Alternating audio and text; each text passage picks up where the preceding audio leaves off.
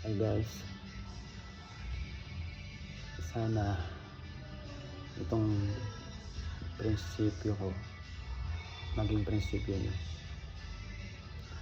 na lahat tayo mawawalan ng mahal sa buhay.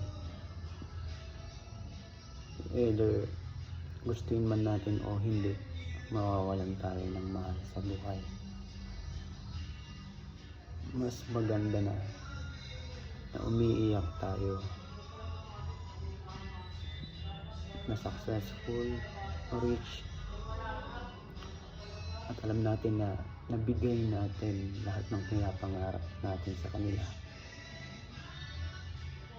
kaysa umiiyak tayo na loser, broke,